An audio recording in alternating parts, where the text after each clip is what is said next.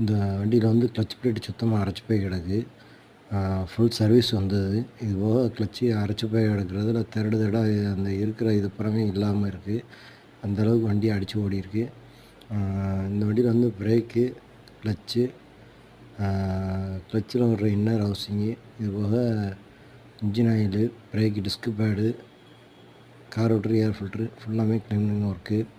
வண்டி கஸ்டமரோட என்ன கம்ப்ளைண்ட்டுன்னா வண்டி உரும்பி போகும், லேட்டாக மூவ் ஆகும், வண்டி கியர் கடிக்கும். இப்போ எல்லா பிரச்சனையும் சால்வ் பண்ணணும்.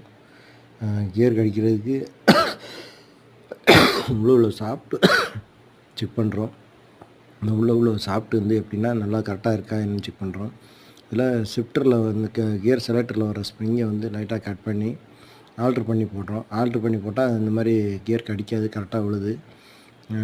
எப்போயுமே பல்சரை பொறுத்த மட்டும் டைமிங் ஒன்றோட வச்சு பழகணும். டைமிங் ஒன்றோட வந்துருச்சுன்னா வண்டி எல்லாமே பக்கா கண்டிஷனாக வந்துடும்.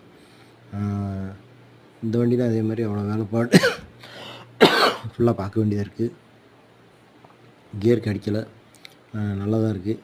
இன்ஜின் ஆயில் ஏற்கனவே பழைய ஆயில் ஏற்கனவே கலத்தி விட்டேன். இது போக மிச்சம் இது வந்து ஃபுல்லாமே செக் பண்ணி தான் மாட்டணும். கியர் செலக்டர் ஸ்ப்ரிங்கு எல்லாமே எடுத்து கட் பண்ணிட்டேன். வேறு வேலைகள் வந்து அந்த பின்னு வந்து அது ஆட்டம் இருந்தது.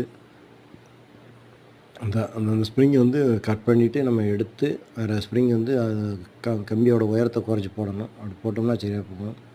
அந்த கியர் கடிக்கிற பிரச்சனை ரிலீவ் ஆயிரும்.